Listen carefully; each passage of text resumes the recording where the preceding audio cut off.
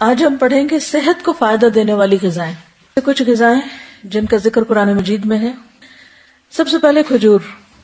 اس کے اندر ایسے اجزاء پائے جاتے ہیں کہ اگر آپ 1-2 کھجوریں بھی روزانہ کی کھا لیں تو جسم کی دردیں جس کا اکثر لوگ شکار رہتے ہیں، یا پھر بڑھاپے میں بہت سی چیزوں کی جب کمی ہو جاتی ہے جسم کے اندر، تو بہت سے لوگ صرف دردوں کی شکایت کرتے ہیں، تو اس میں بھی اس کا بہت فائدہ ہے. نبی صلی اللہ علیہ وسلم نے فرمایا جس گھر میں کھجور نہیں وہ اس گھر کی مانند ہے جس میں کوئی کھانا نہیں. کھجور نہیں تو سمجھے کچھ نہیں دوسرے لفظوں میں.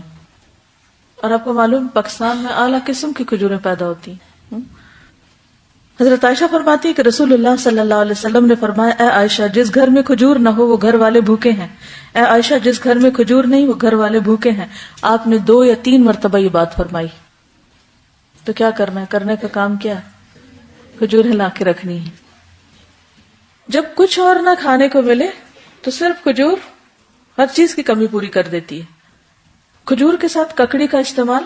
عبداللہ بن جعفر کہتے ہیں کہ میں نے نبی صلی اللہ علیہ وسلم کو تازہ کھجور ککڑی کے ساتھ کھاتے دیکھی. یعنی اگر آپ کھجور کے ساتھ کھیرا شامل کر لیں، بس صبح میں اگر آپ نے دودھ کھجور لیا اور اگر صبح نہیں آپ کھاتے دوپہر میں لیتے ہیں تو بہترین سنیک ہے، دوپہر کے کھانے کا کام کر سکتے.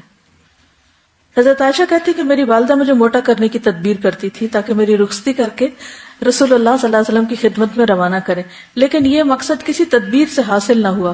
حتیٰ کہ میں نے کھجوروں کے ساتھ ککڑی کھائی تو میں انتہائی متناسب انداز کی فربہ ہو گئی، یعنی کہ اچھی فزیک ہو گئی. تربوز اور تازہ کھجور. حضرت عائشہ کہتی ہے کہ رسول اللہ صلی اللہ علیہ وسلم تربوز اور تازہ کھجور ملا کر کھایا کرتے تھے اور فرماتے تھے ہم اس کی گرمی کا علاج اس کی ٹھنڈک سے اور اس کی ٹھنڈک کا اس کی گرمی سے کرتے ہیں. یعنی تربوز جو ہے وہ کھانے میں ٹھنڈا ہوتا ہے اور کھجور گرم ہوتی ہے، تو ان کو جب ملا کے کھایا جاتا ہے تو کوئی نقصان نہیں ہوتا، جو عام طور پہ بعد میں لوگ کہتے ہیں گرمی لگ گئی اور ٹھنڈ لگ گئی. ایک صحابی سے مروی ہے کہ نبی صلی اللہ علیہ وسلم نے کچی اور پکی کھجور اور کشمش اور کھجور سے منع فرمایا، ان کو جمع نہیں کرنا چاہیے کیونکہ کشمش جو ہوتی ہے وہ بھی گرم ہوتی، اور اگر کھجور کھائیں تو ان 2 چیزوں کو ملائے نہیں.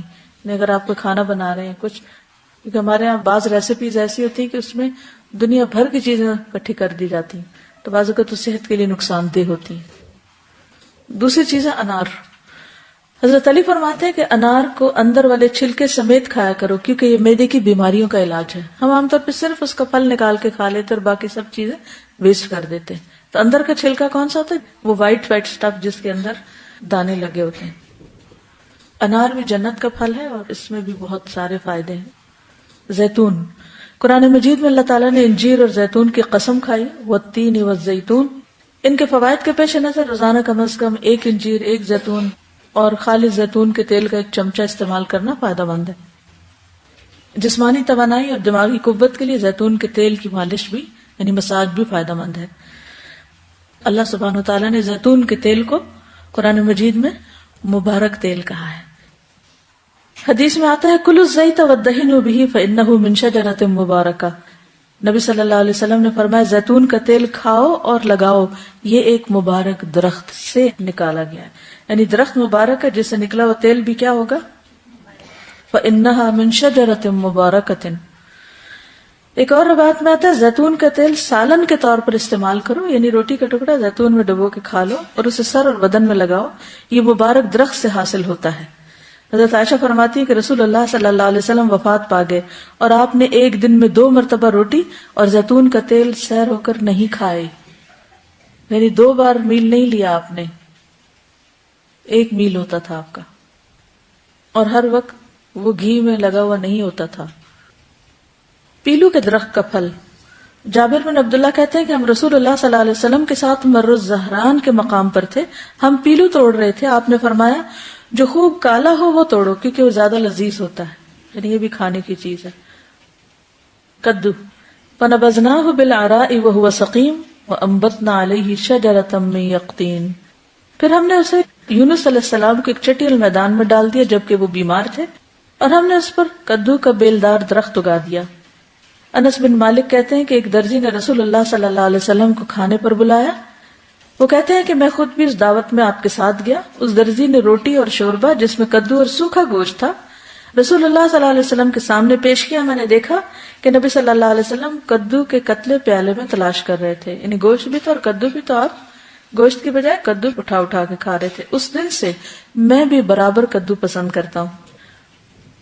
حضرت یونس علیہ السلام کی بیماری کے علاج کے طور پر کدو کی بیل اگائی گئی تھی، جس سے ان کے جسم پر جو بھی مچھلی کے اسٹمک میں جانے کی وجہ سے جو ایسیڈک مادہ تھا وہ لگنے سے زخم وغیرہ ہوئے ہوں گے، ان کا علاج اس سے ہوا. انس کہتے ہیں کہ اس کے بعد جو کھانا میرے لیے تیار کیا گیا اور جتنا مجھ سے ہو سکا میں نے اس میں کدو کو ضرور شامل کر لیا. چقندر اور جو. سہل بن سعد کہتے ہیں کہ ہمیں جمعہ کے دن بڑی خوشی ہوتی. ہماری ایک بوڑھی خاتون تھی، وہ چقندر کی جڑیں لے کر اپنی ہانڈی میں پکاتی، اوپر سے کچھ جو کے دانے اس میں ڈال دیتی. ہم جمعہ کی نماز پڑھ کر ان کی ملاقات کو جاتے تو ہمارے سامنے یہ کھانا رکھتی، یعنی ہر جمعہ وہ یہ کھانا پکا کے رکھتی اور ہم سب کھاتے. جمعہ کے دن ہمیں بڑی خوشی اسی وجہ سے رہتی تھی، یعنی ہمیں پتا ہوتا تھا آج اچھا سا کھانا ملے گا. ہم نماز جمعہ کے بعد ہی صبح کا کھانا کھایا کرتے تھے. اللہ کی قسم نہ اس میں چربی ہوتی تھی نہ گھی، یعنی چقندر ہوتے تھے ابلے اور اس کے اوپر جو کے کچھ دانے، پھر بھی خوش ہوتے تھے. ہمارا کیا حال ہے؟ کہتے ہیں اللہ کی قسم نہ چربی ہوتی تھی نہ گھی. اگر ہمیں کبھی بیماری میں بھی کبھی علاج کے طور پر بھی ایسی سبزی کھانے کو ملے تو ہم اپنے آنسو سے اس کو بھگو دیں.